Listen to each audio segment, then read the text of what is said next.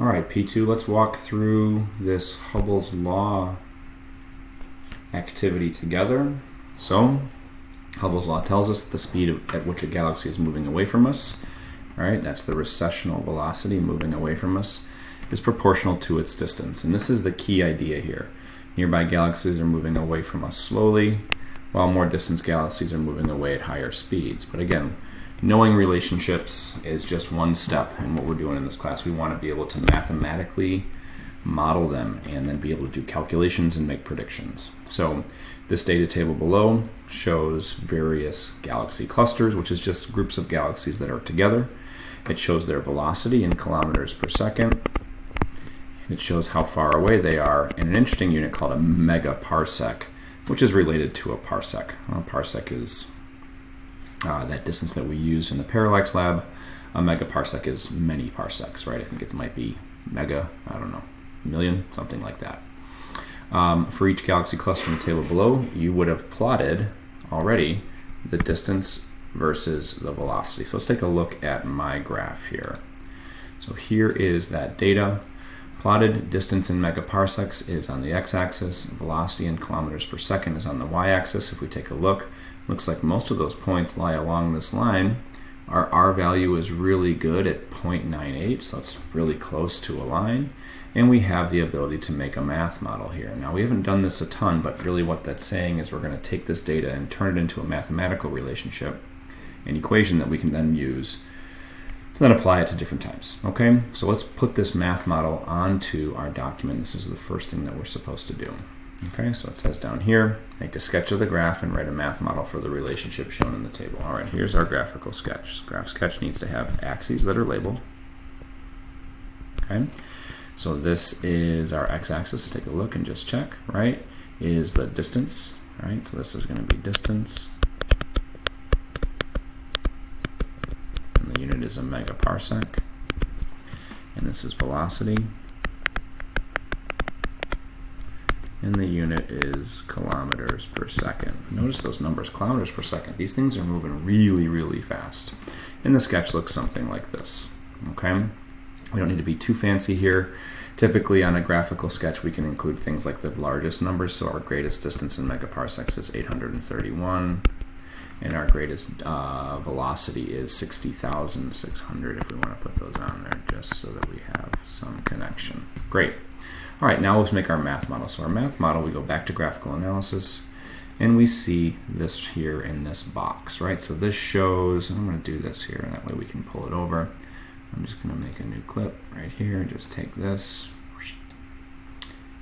copy it, and I'm going to bring it right over to here. So we have it in front of us. There we go. Okay, so this box from graphical analysis we can use to make our math model. So this is a linear relationship, so it has this relationship where y equals mx plus b, where m is the slope of the line and b is where the line crosses the y-axis. But in our case, we have to substitute in these variables. So y is the velocity, and the unit for that is kilometers per second. Where did I get that from? We'll take a look. It's the y in our graph. That's the y value right there, velocity. Okay. Then it equals m. M is here, 66.26. Okay. And our x value is what we have for x. That's distance times the distance, and that unit is megaparsecs, plus b, which is, oh, so I put plus, but actually minus 1030, and the unit for that is always the unit for whatever the y-axis is, which is kilometers per second. What's interesting is this b value is actually really close to 0. I know you might say that 1,000 isn't that close to 0, but if you take a look at our numbers up here, all these numbers are really big, and so that number is actually pretty darn close to 0. So we end up with this relationship here that says that the velocity of a galaxy is related to, right, or proportional to, this is what we're going to end up calling here really soon, an important thing. We're going to call it Hubble's constant times the distance. Okay, and so we're going to find out we can do a lot with this, right? The velocity is proportional to the distance. That's the key idea here, right? The speed at which a galaxy is moving is related to how far away it is, right? And this might make sense to you, right? But this was not something that anybody predicted. This was something that was discovered by looking at information about galaxies. And this is where we need to always kind of ground ourselves in terms of where this information came from, okay? When we look at this data here, right, you should be able to tell us where did this data come from. So for example, where did the distance in megaparsecs come from, right? And where did we get this information about the velocity? So take a second and pause the video and see if you can answer those, okay? All right, so where did the distance come from? This came from looking at things like Cepheid variables and type 1a supernova. So these things have a known brightness. What that means is we know how bright they should be. So if we measure how bright they are from Earth, then we can use the inverse square law to figure out how far away they are. So this information here, the distance to these galaxies, was determined using those techniques. Where did we get the velocity from? Well, if these galaxies are moving, then the light that they give off is going to be changed, right? And since all of these galaxies are moving away from us, all of their light is going to be shifted or stretched towards the red end of the visible spectrum. So we get this velocity from the Doppler effect, measuring the amount of shift. More shift means faster moving, less shift means not as fast moving, but either way, this information about how fast they're moving and how far away they are is actually pretty easy to collect when it comes down to it. It's the analysis of this is where all things get really interesting. Okay, great. So there we go. There's our math model for that. So now we can start using that to try and answer some questions. So it says here, estimate or calculate the recessional velocity for a galaxy cluster found at 500 megaparsecs. Okay, great. So we can do it with our math model or we can do it with our graph. Let's show you how to do it with the graph. So this thing is, so a galaxy is 500 megaparsecs away. So we go back to our graph here. I'm going to click here. I'm going to put the interpolate function on, right? And now when I click, I can make a line, and I'm going to go to 500 megaparsecs right there. You can see that down at the bottom, 500. How fast is it moving? 32,091 kilometers per second. Great. So 32,091 kilometers per second. Now let's also do it with the math model. So the math model said that the velocity in kilometers per second is equal to, and I don't have it memorized, so I'm going to scroll up, 66.26 times the distance in megaparsecs minus, is that 1,030? 1,030 kilometers per second. Okay, so now what we do is we just need to substitute and solve. So this is a distance of 500 megaparsecs, so let's put that in for that.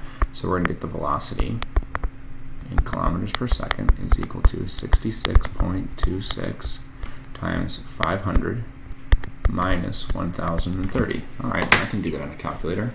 So I'll pop open my calculator here. It's too big. Here we go. So it's going to be 66.26 times 500, right, equals that, minus 1,030 equals 32,100. Take a look. This is what we got with our interpolate.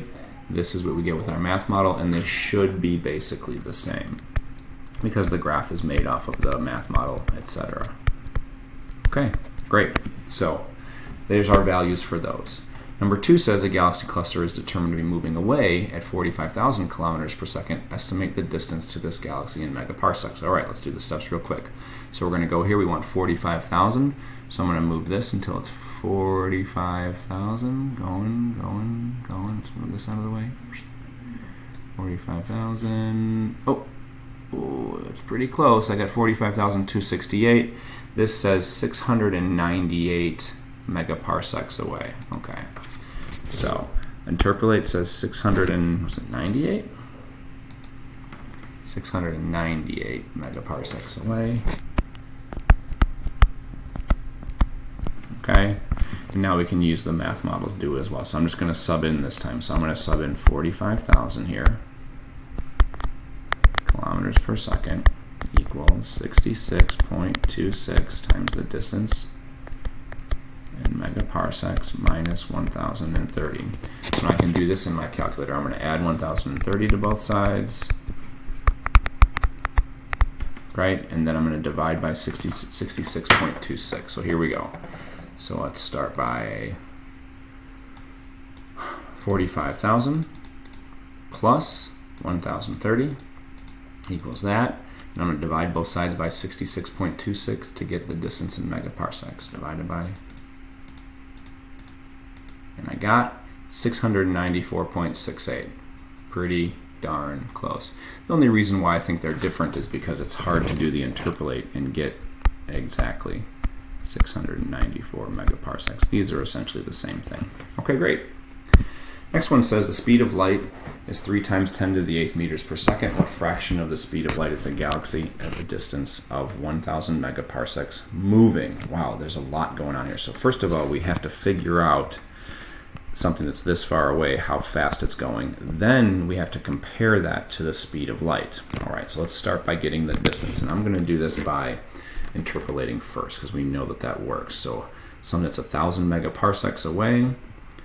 Well, we don't have 1,000 on here, so let's go to our graph options and let's edit our graph options and let's change our x-axis range. Let's make this go all the way to 1,500. And let's change our y-axis range and make this go all the way to 200,000. Okay, something like that. All right, good. So now we can interpolate. We want to, what was our question here again? It was 1,000 megaparsecs. So I'm going to go all the way to 1,000, right about there. That's pretty darn close. Get out of the way. And I see 65,379 kilometers per second. 65,000. We're just going to call it 65,000 kilometers per second. Okay, great. Now it's asking what fraction of the speed of light is this galaxy moving? Well, the speed of light is 3 times 10 to the 8th meters per second. And we've got a velocity here in kilometers per second. So let's convert, okay? So let's convert this to meters per second. We're going to multiply it by a conversion factor. We're going to put kilometers on the bottom and meters on the top. So now kilometers will cancel. If we multiply that out, we're going to get that 65,000 kilometers per second is the same as 65,000 and add 3 more zeros. 1, 2, 3 more zeros meters per second. Okay, so that's how fast the galaxy is moving. Let's compare that to the speed of light. So the speed of light is 3 times 10 to the 8th meters per second, and this is essentially 66.5 times 10 to the 7th. So here we go, 6.5 times 10 to the 7th meters per second. That's just me rewriting this. 1, 2, 3, 4, 5, 6, 7 divided by 3 times 10 to the 8th meters per second. All right, let's find out what portion that is. So we get our calculator out here. And I'll be honest, I haven't used scientific notation on this guy too much, so I'm just going to type it out. So 65,000,000, that's my number, divided by 3 and then 8. 1, 2, 3, 4, 5, 6, 7. Okay, 1, 2, 3, 4, 5, 6, 7, 8 equals that. Okay, so that is 0.21 or about 21% of the speed of light. That is super fast. I think that's kind of even hard to fathom how fast that is, but that is unbelievably fast, and that's how fast some of these galaxies are moving away. Okay, so I'm getting close to the time limit here on the video, so I'm going to stop and come back, and the second part's going to have question 4, question 5, and the bottom one here. Okay, so thanks for your time, and we'll catch you in a few minutes.